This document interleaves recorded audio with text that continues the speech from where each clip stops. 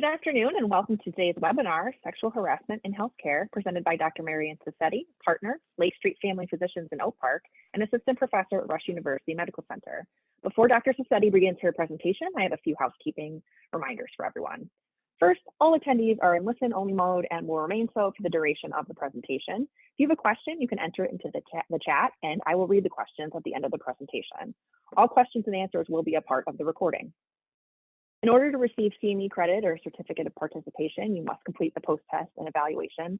There is a link there. I will email this link to you 1 hour after this webinar, and I will also put it in the chat. Please note that the evaluation will close on October 10th. All certificates will be mailed later that week, as it is a manual process.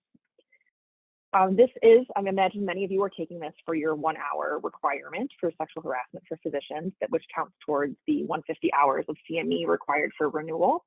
You do not have to submit any documentation that you've completed this. However, if you do, in case of an audit, you need to hold on to any records for that renewal year. You'll get a CME certificate from me that contains all the information that's required. And again, it will be sent the week of October 10th.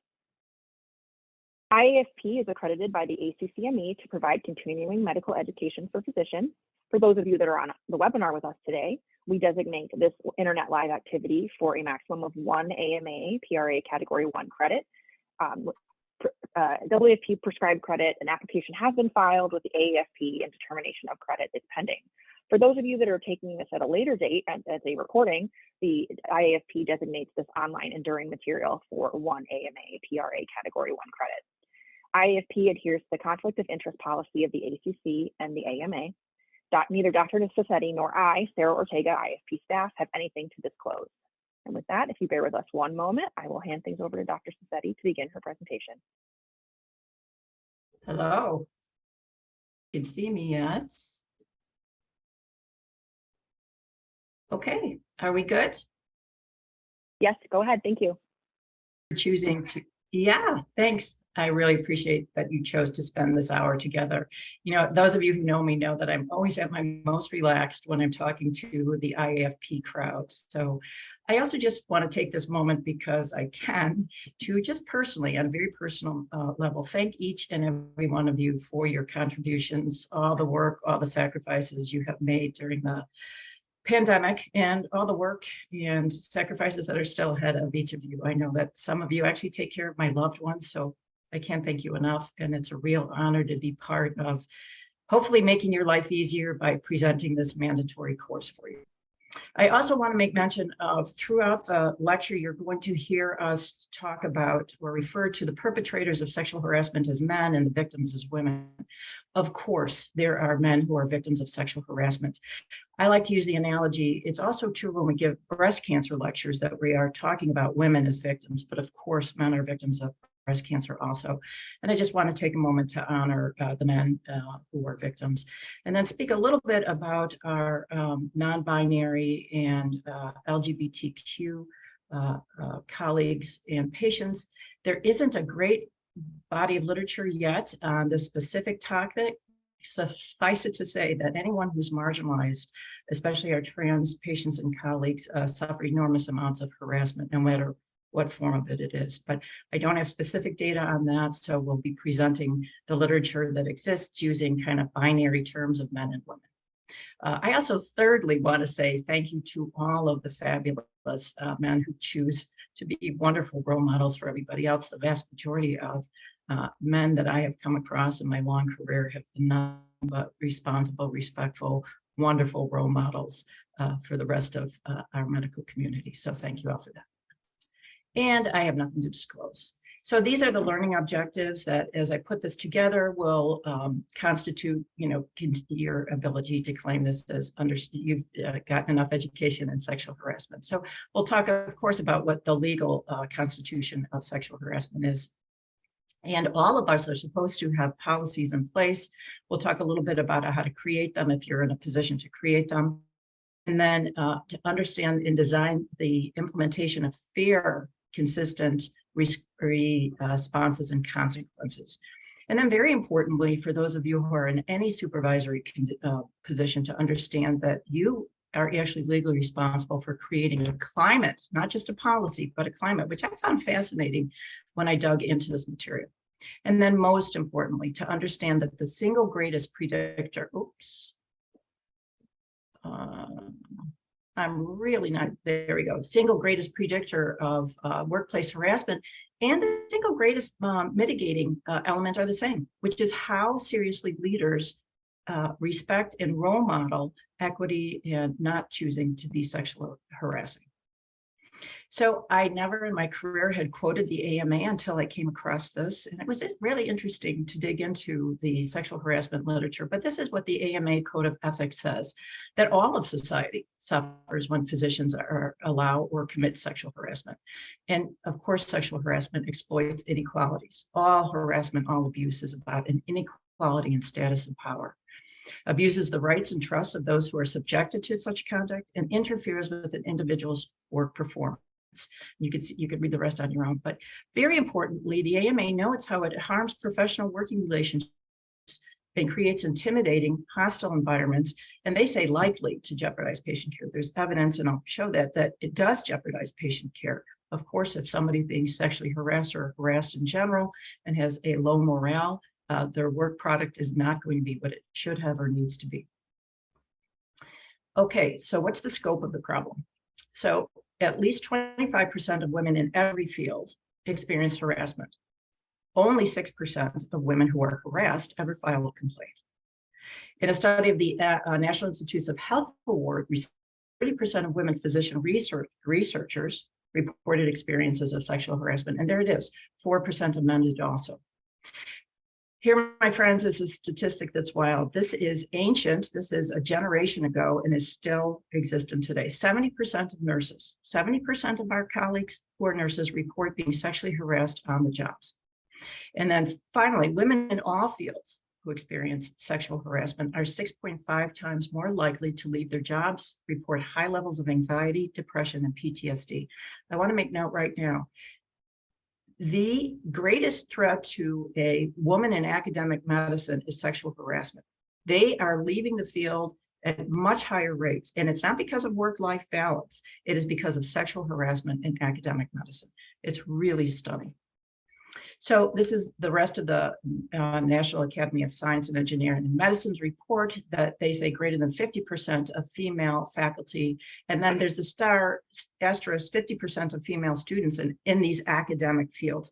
I put a star next to it because unfortunately, my friends, medicine is the single greatest rate of harassing learners. So fully 50% of female medical students are harassed in medical school, and you'll see a little bit about that. 47% of those who are harassed report significant negative impact on their careers. Exactly what we talked about. And here we go. You'll see this throughout our lecture. The severity of the impact on their careers is dependent on the culture, especially the leadership at their institutions. And we know there are certain places that we work or we hear friends and colleagues work that there is a culture of acceptance of sexual harassment. Other ones, not at all. Okay, this is from the kind of seminal work of the Me Too and medicine movement. Sexual harassment is rampant in health. And this is from the Harvard Business Review. And we notice that many factors make an organization prone to sexual harassment: a hierarchical structure, male-dominated environment, and a climate that tolerates transgressions of all kinds, actually, particularly then when they're committed by those in power. And that's true right across our society. Medicine has all three of these elements, and academic medicine, compared to other scientific fields, has the highest incidence of gender and sexual harassment. That's just one of the saddest things I came across. We are healers, and yet we are abusing our colleagues and our learners at the highest rate of all industry, except for service industry. But in the academic scientific world, we are the worst. And here you see it again, 30 to 70% of female physicians and as many as half medical students report being sexually harassed. This was before the data that did show it is fully 50% of our female medical students are sexually harassed. And this is a chilling statement by Dr. Chu, who was part of Me Too in Medicine. Imagine medical student dean addressing the incoming class with this demoralizing prediction. Look to the woman on your left and then at the woman on your right. On average, one of them will be sexually harassed during the next 4 years before she's even entered a career as a physician. And part of the National Academy of Science, Engineering, and Medicine went further to say that they picked out medical residencies are breeding grounds for abusive behavior by superiors. Now, notice this is not just sexual harassment, abusive behaviors of all kinds. And those of us who are in medicine certainly remember the abusive misuse of power on the wards in various fields. I do personally believe that this is improving, but as late as 2018, medical residencies of all kinds were identified as breeding grounds for abusive behavior. And here we go again. I loved this statement by the AMA. It says, sexual harassment undermines an abiding principle of our profession. First, do no harm. Medicine cannot sustain a culture that systematically undermines the authority, physical and mental health, and success of such a large proportion of its workforce. So my friends, what's the invitation? One of my favorite phrases. I know many of you, if not all of you, are here because you need this continuing medical education. I really do like to invite you to see what your role is at all of our levels, of all hierarchies, to really combat this and create an environment for our learners, for our colleagues, for our friends, where there is no more sexual harassment. We each do have a role. And I like to say preventing sexual harassment is good medicine. Why? Because you and I, as family docs know, and family practitioner providers know, we already know that prevention works to eliminate and decrease suffering on micro and macro levels. We're good at this. We already know that primary prevention is best. We also know how to do literature and implement what we've learned into our daily practices. So today you have that invitation. You're sitting in front of this lecture. What can you bring back to your practices that can make it big and small? So I say it's the perfect time to do the same with sexual harassment.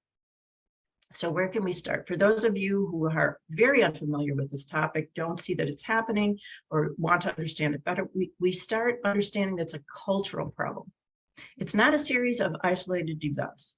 And just to remind you, for cultures to change, awareness needs to come first. And I want to invite you to think about all the major societal movements that have addressed inequality and wrongs.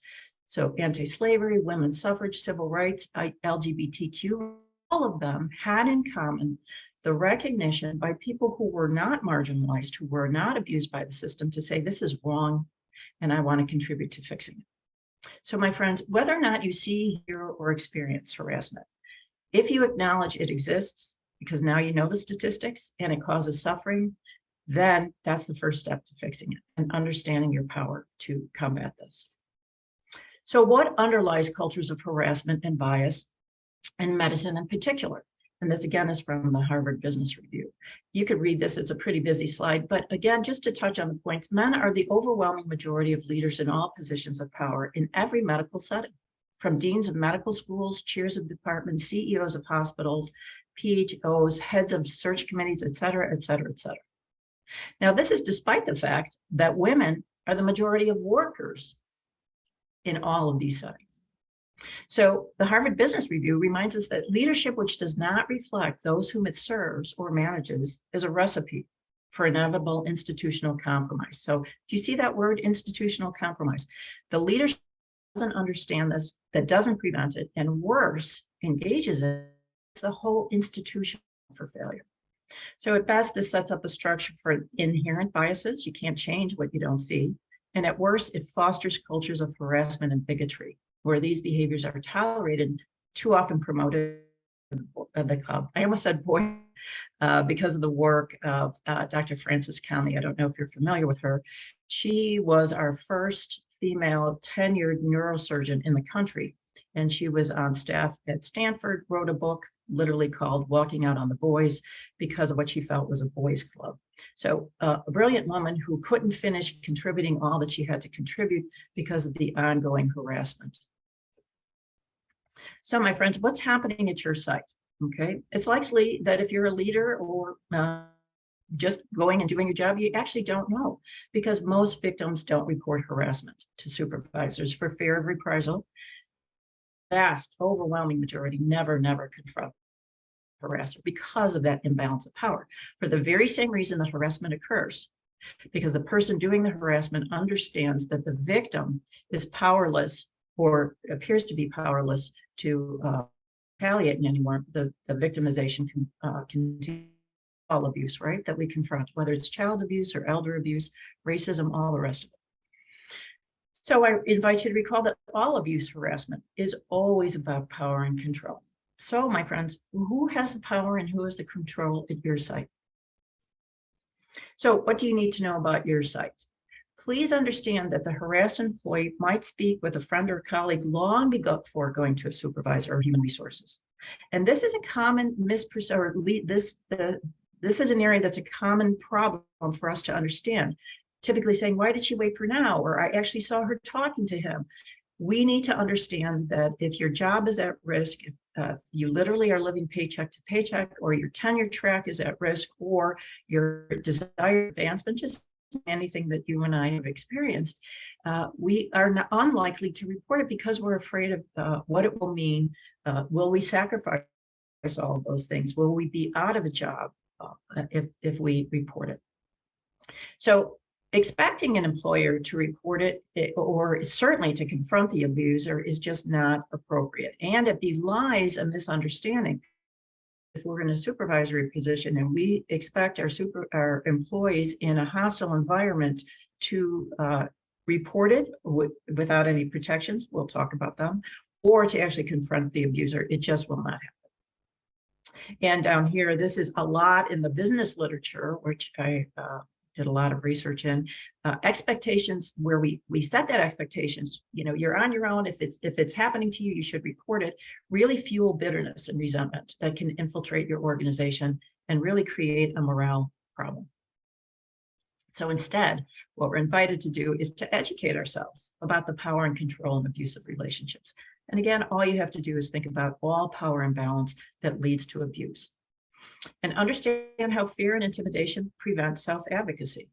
And again, understand how the climate of tolerance perpetuates employee silence, mistrust, bitter performance, and very importantly, lost potential, right? We are all scrambling for workers in our healthcare fields, MAs and nurses. If we have not fixed sexual harassment, it is likely that you are not going to be able to attract workers, okay? So I suggest that we should begin to reframe this required training that you're sitting in front of as an opportunity to grow our very best practices, the best staff morale, greatest efficiencies, best patient care, and more money, believe it or not, for all of us. And just to remember, you're unlikely to know if your employees are unhappy or holding grudges if you haven't created, or your worksite has not created, safe spaces, full understandings to discuss and voice concerns. And this is mandated, by the way, that there is a safe way to voice concerns and to lodge complaints. So here we go. What is the EEOC definition of sexual harassment? This is something you need to know. Unwelcome sexual advances, requests for sexual favors, or other verbal or physical conduct of nature will constitute sexual harassment, legal constitution of sexual harassment, when submission to this conduct is made either explicitly or implicitly to be a term of condition for an individual's employment, or submission or rejection of such conduct by an individual is used as the basis for employment decisions, advancements, etc., or such conduct has the purpose or the effect of unreasonably interfering with an individual's work performance or creating an intimidating or hostile offensive work environment. Now notice that the law says has the purpose or effect. So you're going to see how intention doesn't really matter, the behavior does. If the behavior that's being displayed has the effect of being sexual harassment, has the effect of creating a hostile work environment, that by the law constitutes sexual harassment, and we'll walk through that. So there's two types of sexual harassment: quid pro quo and hostile work environment. All sexual harassment falls into one of these two categories. So what's quid pro quo? As you know, that's a Latin phrase that literally means this for that. So submission is the price paid for maintaining a job or receiving certain benefits. These benefits may be construed to include promotions, work assignments, office spaces, vacation time, tenures, and other desired goals. So we know that the employee is made to feel that he or she must put up with or submit to this to get that. And very often it's just job security. What's a hostile work environment? A little bit more complicated to get our minds around, but once you see it, you know it. The behavior has the effect of creating a hostile, intimidating, or offensive environment. The employee is made to tolerate these behaviors that he or she finds offensive, unwelcome, or intimidating. And very important, my friends, harassment is not just what is directed at an employee, but can be made constituted by offensive statements, disparaging remarks about certain groups of people, comments that are lewd, offensive, photographs, sayings that are hung in public. I think a perfect example of this is a now long adjudicated case in an emergency room setting where wasn't really a locker room, but a bank of lockers were shared by all staff. And a group of young men, staff workers in the emergency room, had posted very lewd photos of naked women with different sayings underneath them. The one that I recall is, just a lewd statement about a bare-breasted woman saying, how do you like them apples? And their colleagues, women, had to share locker rooms, not that locker, but lockers next to them, so that the environment, and there was complaints against this, and the ER supervisor was aware of it and was held responsible for not correcting the situation. Now, in contradistinction, what about a young man who posts a photograph of he and himself on a beach and his girlfriend is in a bikini? Of course, that doesn't constitute sexual harassment, and we'll talk about reasonable person tests, but I want you to start thinking about this kind of thing. So in order to be classified as harassment, the behavior must either have the purpose, and I'm directing this at you, which is what happened to Frances Connolly, directing sexist comments at you. You're not good enough. You're not one of us. You don't have the quote lewd comment inserted there that are directed at them, or they have the effect, like the posters in the locker room, of unreasonably interfering with an individual's work performance because it's led to an intimidating, hostile, or offensive work environment. I want you to notice, very importantly, that the culpability for this harassment is determined by its effect on the worker, not claimed intent by the perpetrator. In other words, it's not one's intentions that's considered, it's one's behavior. And this is why the use of the reasonable person test. In countless, when I dove into this, it was very, because I'm actually married to a lawyer, and I looked up at him and I said, how come you've never talked about the reasonable person test? And he looked surprised and he said, it is a widely used metric in the legal system to adjudicate various issues in torts and contracts and things like this. So the reasonable person test is what we'll be talking about. So what is it? It sounds like just what the name is, that the person who makes the comments, who proffers or displays material, is by law responsible for being sensitive to and understanding the possibility that these behaviors may be unwelcome offenses and offensive. The person cannot say, well, I didn't mean to hurt her, is a rampant offense. We're moving away from that, but several of our older colleagues it's just the way I talk. I've been doing this for years. Not okay. The intent not to hurt somebody is not what's adjudicated. It is not what is considered by the law. It is what is the effect. Okay. So the test is whether a reasonable person would experience this behavior as unwelcome or offensive. In other words, would an unreasonable person think that multiple posters of women with lewd underneath them was offensive? Would a reasonable person think that a young man posting a photograph of himself and his girlfriend who happened to be in a bikini was sexual harassment? Okay, what about workplace romances? I was surprised to see that this is under sexual harassment, and we are responsible for knowing this. Okay, so this is something that can happen and often does, especially in academic medicine. Recognize that unintended consequences abound, and they can't always be predicted. We all need to be prepared. All of us on site need to understand, number one, workplace romances are tolerated. They're, of course, not illegal under the law, but there must be a policy and guideline around them, and it must be followed. Okay. What I do want you to think about is that romantic invitations change relationships, even if they're consensual. Breakups create waves of feeling among many people. And in a work site, co-workers will likely have feelings, whether they voice them or not, about the relationship. And very often they're very strong and negative and harmful for the work that needs to be done. So what do we need to know legally? That supervised romances are not okay, legally would constitute potential for sexual harassment complaints. So if you or your colleagues choose to engage in a romantic relationship with somebody that you are supervising, you must relinquish that supervisory role. So again, the romances, workplace romances are okay as long as there is no supervisory position relinquishing that hierarchical relationship, which personally, in a lot of the literature that I've read, you can imagine is almost impossible, but not always. And then, of course, if the relationship is to be pursued, everybody in the workplace needs to understand that that relationship has been, the supervisory role has been relinquished. Okay. And again, everybody agrees, especially our lawyer colleagues, really bad idea. And those of us in positions of power to discourage it should discourage it. If we can't, then we have to make sure that the rules are followed and the hierarchical supervisory position is relinquished. This I found fascinating. So harassment offsite is indeed included in sexual harassment. And as I dove into this, you can see, of course, that would be true. So we're talking about holiday parties or offsite gatherings that aren't just a happenstance, but actually we're going to have our holiday party at X, Y, and Z restaurant. Everybody is welcome.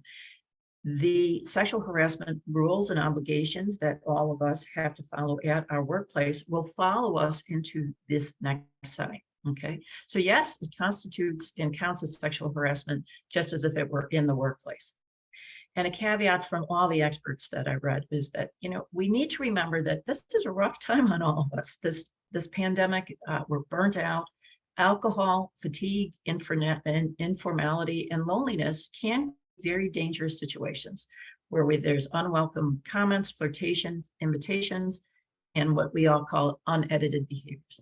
So just to remind us all to be compassionate to each other and understand that this can happen, and to try and be preventive and intentional about encouraging all of us to role model professionalism and respect while having fun. Many experts think holiday parties where toasts are the perfect opportunity to reiterate that. I'm glad we've all gathered. It's been a rough year. I've seen X, Y, and Z. These are the wonderful things that I've seen. I want to remind all of us that we are going to continue to treat each other with respect and kindness and compassion, and that no untoward behaviors will ever be tolerated. Everybody will be treated with respect. And then heading things off at the past, those of us who are in a position to do so knows a colleague is vulnerable and often perpetrates or could perpetrate, especially when alcohol is involved. This is my sentence, but you could come up with your own. You know, Pat, it seems like this is a rough time for you. I'm wondering if you want to rethink drinking. You may end up facing some consequences I'd hate to see you face. Something like that. So again, what else we need to know? The manager and supervisory's legal responsibility. The practices or hospital liability is affected by the supervisor's behavior. And there's enormous amounts of literature and cases on this. The one I think most of us are probably aware of is the UCLA OB-GYN program that had years of abuse. Supervisor just knew about it. These were rainmakers, brought in enormous amounts of money.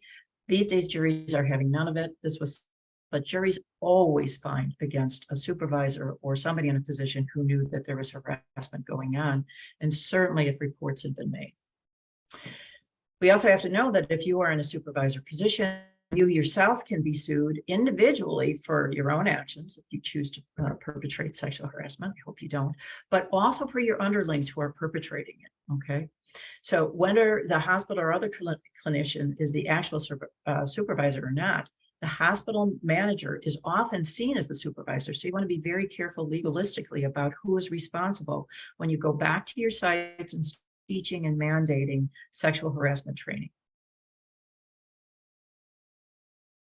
So this is from Mr. Janov, a retired employment lawyer who just wrote beautifully, I thought, about this issue. And these are his recommendations. You and your institution should be concerned not whether behaviors meet legal standards. This is a bare minimum requirement, right? Instead, we should all be concerned about whether behaviors support a commitment to respectful, safe, and secure work environments. I think that's what we all want when we come to work, correct? And we all have to commit not to simply avoiding lawsuits, but to every human being at our organization being treated at all times with civility, professionalism, respect, and feeling safe. And he ends with saying, the questions cannot be whether behaviors are sexual or not. It should be whether they are. And of course, again and again, throughout the literature, whether it's in the Harvard Business Review or the legal literature or our own literature, this comes from and is modeled by senior leadership. And I want to remind all of us what we already know, especially being family practitioners and prevention. The majority of sexual harassment training currently is about what we should not do. But you and I know that as healers, we're most effective when we teach about what we should do. So this is a wonderful quote from one of the EEOC commissioners who says that workplace incivility is the gateway to workplace harassment. And you can see what they're talking about there, that if we are tolerating ugly, negative comments that aren't sexual in nature, but criticisms, racial epithets, negative behaviors directed at any group or individual, you could see that it's a slippery slope to just move into actual legal harassment. So I wasn't aware of this. If I were in front of you, I'd love to see hands go up to see who was. A free training program from the EEOC called Respectful Workplace Training exists for all of us to download and bring back to our sites. And it's just simply called Civility Training. And it is a step-by-step approach to helping our institutions, our workplaces, our offices create best practices to have healthy, respectful, safe, kind, and cooperative workplaces. It itself teaches what to do. And there is some outcome data showing that it does reduce all forms of harassment on the place. I can't recommend it enough. It's a pretty quick review if you want to download it and bring it back to your work site, or just review it for your own personal information. So again, back to John. So in a short while, this will end. What are our kind of take-home messages to our own sites? And all interactions remain strictly professional. No sexual comments or behaviors of any kind, no matter how welcome the conduct might seem to be. And I want to stop here for just a minute, my friends. So I'm old now, but I remember probably about 20 years ago when of our nurses on site, she was just really, really funny. She was an older woman in her late 60s, and she just got us laughing a lot. And there was one time where it was not a sexual harassment case, it was not directed at anyone, but she made some sexual comments that I thought were just really, really funny. And I laughed. And there were several nurses and younger staff around, MAs and nurses. And I remember thinking, that was really bad that I did that. And if I had a chance to do that over again, I would not have laughed. So we're all human. We all make mistakes. Just want to encourage you to start thinking that way. For those of us who would never consider ourselves harassers, what kind of display of behaviors and acceptance and tolerances? And now I just do it gentle. Wow, that's something that we really shouldn't be doing without demeaning or humiliating her. That's something that we shouldn't be talking about or laughing about. Again, he recommends never consume alcohol or at any meetings, lunches, or gatherings to discuss workplace issues or during opportunities for mentoring. In academic medicine, if you dive into the sexual harassment, this mentoring phenomenon is where enormous amounts of sexual harassment occur, especially if a young woman is on a tenure track or is in a research protocol where she wants to maintain this position. Very important for her future trajectory for success in academic medicine. Enormous amounts of sexual harassment take place in the guise of mentoring. So let's go out and talk about it over lunch. And then lots of sexual comments, lots of sexual invitations, the innuendos about bodies and all the rest of it. I've heard and read countless reports, so be very careful here. And then again, my friends, flattery feels good to all of us, okay? But end it immediately and have a plan in place to practice that. If there's a young person making sexual overtures to us, we are going to be held responsible for that. It can feel good in the moment, but shut it down. We do not want to foster that. We do not want to engage in that. It will constitute sexual harassment, even though it might have been proffered first or mentee or underling. Never tolerate that. Okay, interestingly, another thing you need to know, we all need to know, is that the U.S. Supreme Court's decision vis-a-vis sexual harassment state very clearly that preventive measures must include an employer having an effective policy that everybody knows about. So if you go back to your site, nobody knows about your sexual harassment policy, make sure that's remedied. And the supervisor on the site is responsible for maintaining that policy and actually posting how to make a complaint and to whom the complaint should be made. And then very importantly, what the consequences are, what constitutes sexual harassment. So this is the US Supreme Court having gotten involved in employment discrimination matters. And again, you must publicize this.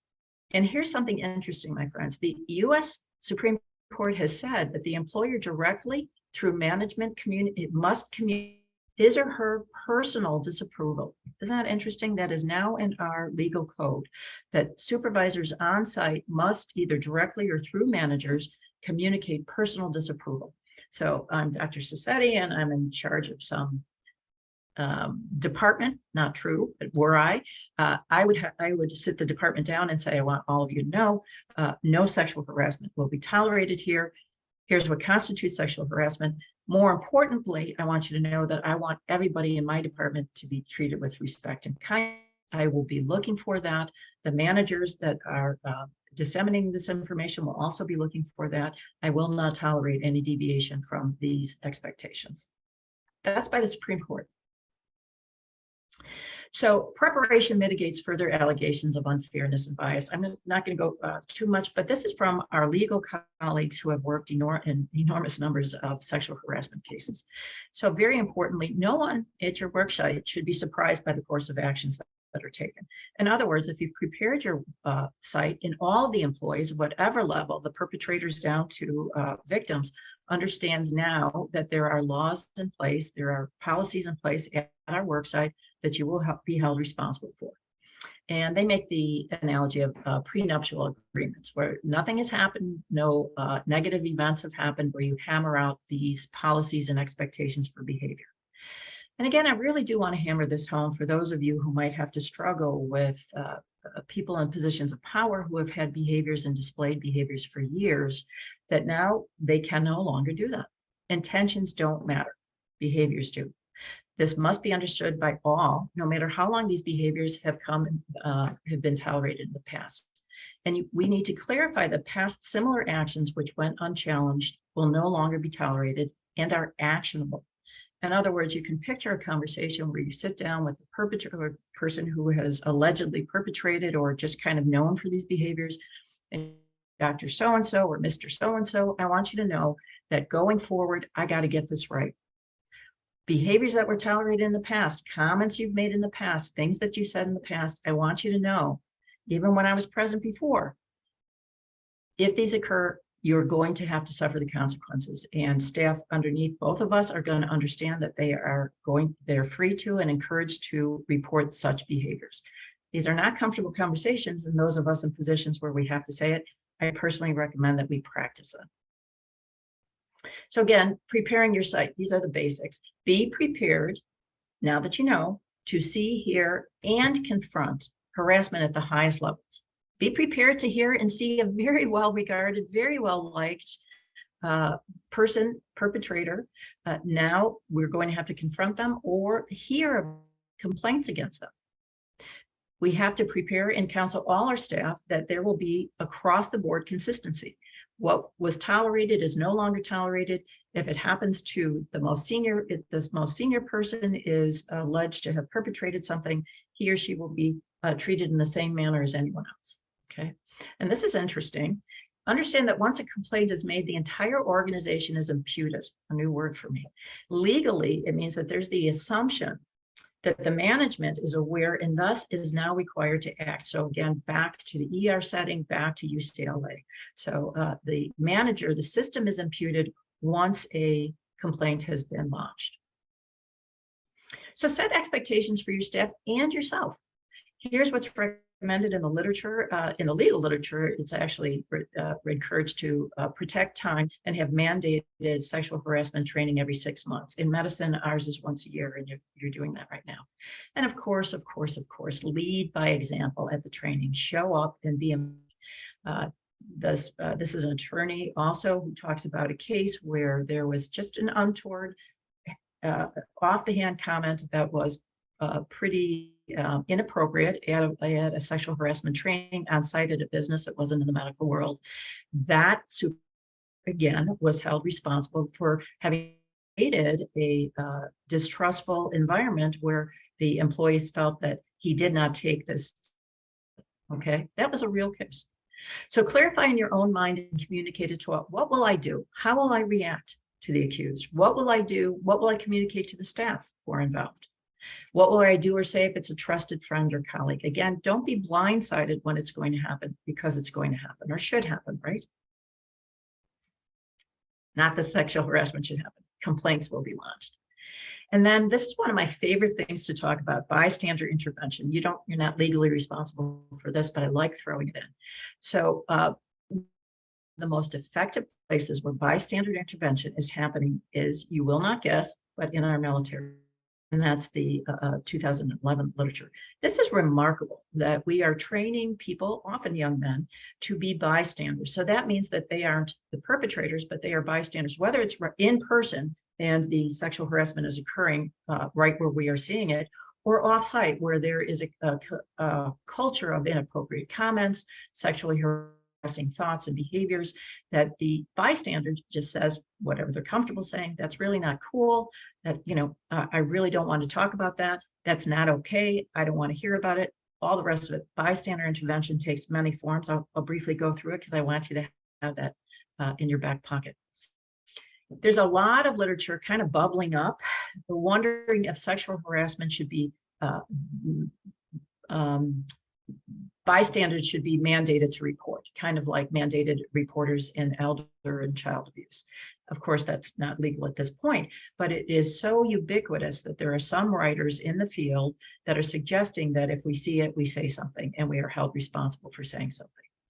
And very importantly, we have good literature, I wouldn't say abundant, but very good literature now in several reports that there's no evidence of retaliation against bystander interveners. In fact, more often than not, they are viewed as highly respected, well-regarded assets in the community. So we have to start building our own bystander interveners if we ourselves are not doing it. But I encourage we ourselves to start to learn this behavior. So quickly, these are the different kinds of techniques. You can learn them on college campuses, very effective to do the disruption, turn on and off lights where you see someone grabbing a drunk young woman or getting a little drunk or taking her somewhere, and then plain old interrupting a situation. On a ward or in a hallway, you see somebody inappropriately grabbing somebody or touching somebody, saying something that's untoward. You literally walk up and you say, Mary, don't we have a lecture to get through? And you literally just remove the person from the situation. For those of us who are empowered, confronting the harasser at a later time is a really respected approach. If we aren't present, I encourage those of us who have nothing to lose. Old ladies like me in independent practice, I have nothing to lose. I can confront somebody in a kind, compassionate way in the moment, but there is recommendation to take him aside, and cup of coffee technique is what's in the literature. Sam, do you recognize how you were coming across? Do you really want to be that guy? Do you really want to hear what people are saying about you behind your back? And then very importantly, remember the meeting we had when we talked about what was okay behavior and what wasn't? What you said wasn't okay. And then again, calling it out or talking openly about the situation. If you are on a ward and you're not going to interrupt it, kind of thing you can get comfortable with is the arms akimbo. We teach young people about bullying that way, kind of holding your ground. Dr. Smith, I'm hearing this conversation and I'm really uncomfortable with it. It really is inappropriate. Okay. I can picture that many of us are not in a position to feel comfortable doing that, but for those of us who are, I urge you to do it. Over and over in the literature is the fact that victims repeatedly say that they felt lonely and alone. Even when people knew it was happening, the fear of retaliation, even among their peers for saying something, is profound. So I encourage all of us who know that it's happening, if we aren't comfortable confronting the abuser, to take the victim aside and say, I saw what happened. I want you to know that's not okay. And I'm really sorry you were victimized by that, or whatever your language is. And then, of course, in the law, any of us can report an incident to our HR. We can just say, I saw this behavior, I want to file a complaint.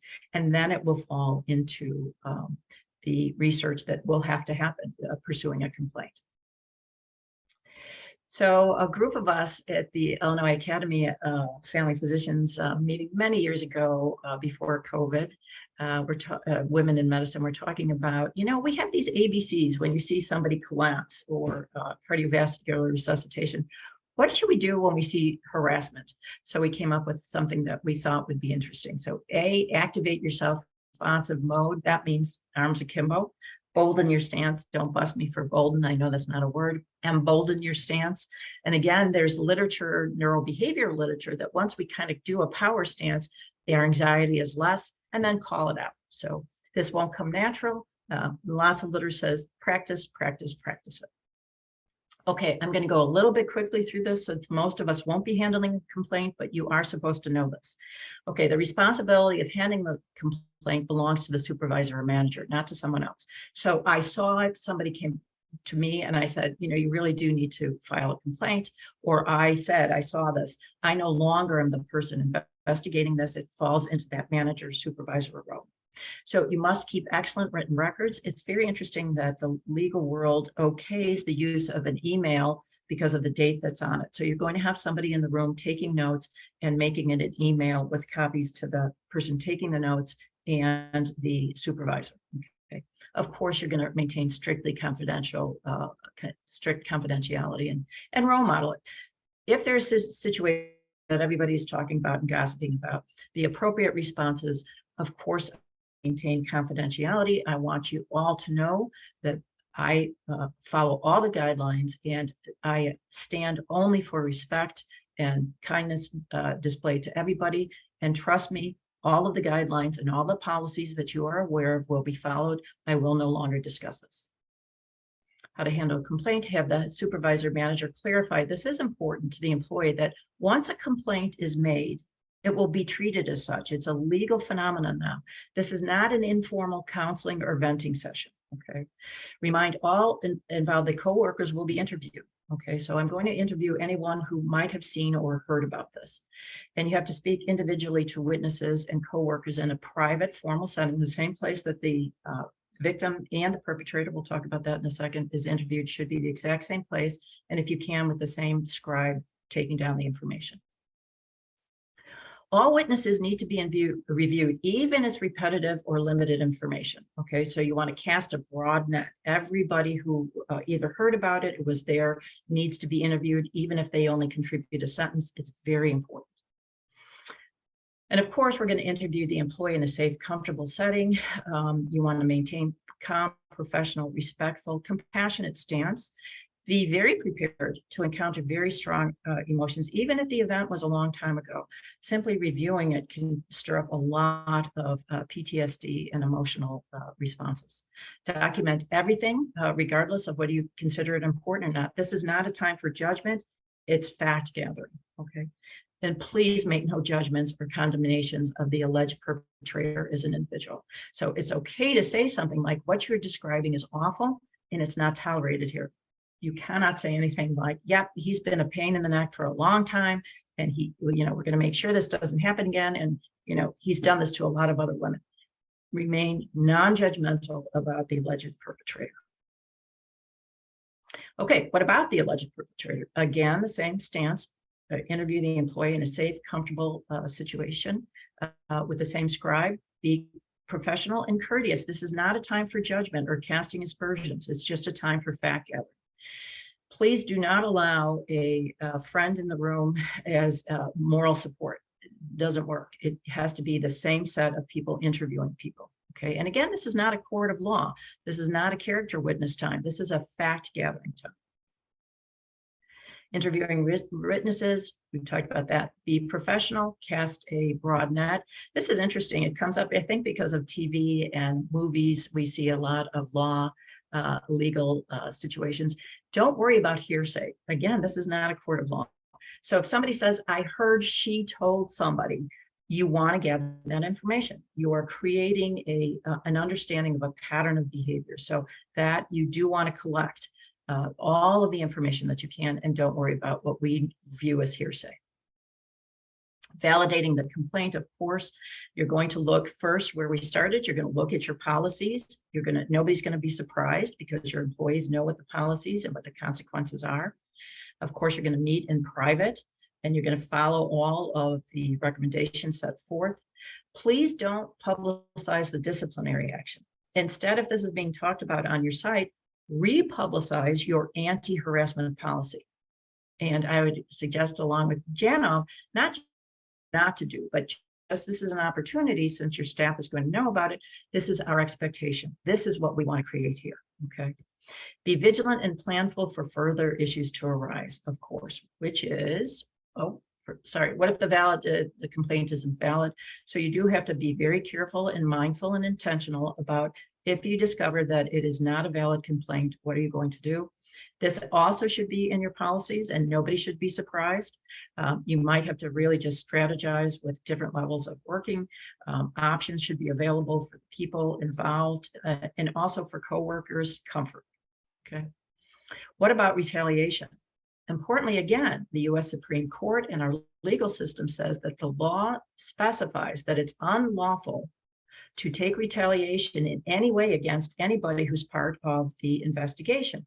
So, of course, that there are times where, even if I'm not the victim, I don't know if I want to be involved in this, if it's going to mean I'm going to lose my job, or that Dr. Smith is going to be uncomfortable with me, or he's not going to give me the promotion I want. The law protects all of us who might be involved in this kind of witnessing or the complaint. Retaliation itself must prompt another investigation. So are you clear on that? You want your employees to know safe, and if there's any hint of retaliation, the retaliation itself, even if it's by the same perpetrator, will prompt another legal action or disciplinary measure. Very important to know, because it keeps our underlings safe. It keeps people at the margins who are most worried about losing jobs safe. Time to bring it home. I love ending where I started. Again, it's the first time in my career I've quoted the AMA, but this is what they say. Society permits medicine to set standards of ethical and professional conduct for physicians.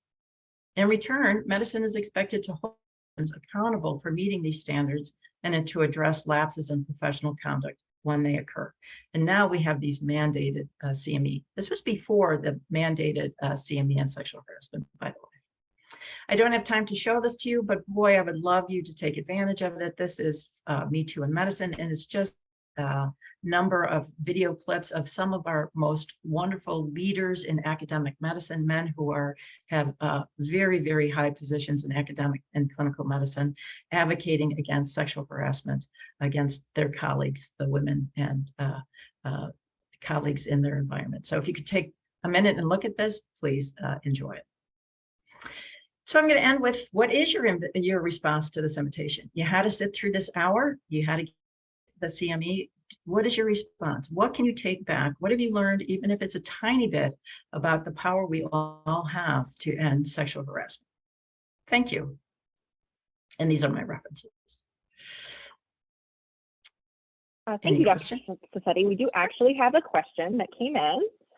It says, a lot of harassment comes from patients. They may demand something you feel is not medically indicated or FMLA that does not qualify, and they complain and write negative reviews if you didn't comply. Does the law only apply to colleagues? Okay, so yeah, all right. What we talked about is very specific for sexual harassment in a workplace. Okay, so if there's since what you are referring to is a patient complaint, this is people in a work site. Okay. I personally have strong feelings about that, but what you are required to learn now. So is there a way to respond? There is, and there is, if you just Google, there's actually an institution, I'm sorry, I don't know it. Boy, I'm sorry. This isn't part of the sexual harassment, but there is a way to respond legally to what could constitute libel, but this is not sexual harassment at the work site kind of thing. So I don't remember it. Boy, if there's somebody in the audience who does, please put it in the chat. Organization that is now helping online, not just in the medical world, but online reviews, and if they're libelous, how to respond to them. Do you want to reframe the question again? Is there other than someone complaining? Now, certainly if somebody asks you to fill out FMLA papers, for a long time, I've been taught, now I'm teaching medical students, that your response is completely appropriate to say, I'm required to write only what is true. And here's what I have found is the truth. This is what your exam reveals. This is what your history reveals. I am obligated by law to report the truth of your experience. So that's, I've had that early in my career. Can you sign a note to the airlines because I'm telling them I was sick so I can get a reimbursement? Can you get my son out of his sport requirement? Whatever it is, can you get my kid out of swimming? All the rest of that. So what I always say is, I'm legally bound to tell the truth. The other thing that I personally say is, if I don't tell the truth, do you really want a doctor who does that? Do you really want to know me as a doctor who doesn't tell the truth? I don't think so. I think you want to know me as someone who will always tell the truth, because I don't know what's coming down the line. And I want you to know that in all situations, I will always tell the truth. Very powerful to tag on to what will inevitably be a disappointment in those patients. Great, thank you. At this time, we don't have any more questions, so I will go ahead and share my PowerPoint here. Just a reminder to everyone, in order to receive the CME credit or certificate of participation, complete the evaluation. I will be sending an email shortly with this link. The eval does close on October 10th. Certificates will be sent later that week. We thank you for your time, Dr. Sassetti, and everyone who's online. If anyone has any questions for Dr. Sassetti following this, feel free to reply to my email, and I'll make sure that they get passed on to her as our subject matter expert. So I will thank you all for your participation today, and especially Dr. Sassetti for a wonderful and very informative presentation. I could stay on for a few minutes if people want me to, and if that's possible on your end. It is with me. I don't see any more questions at the moment.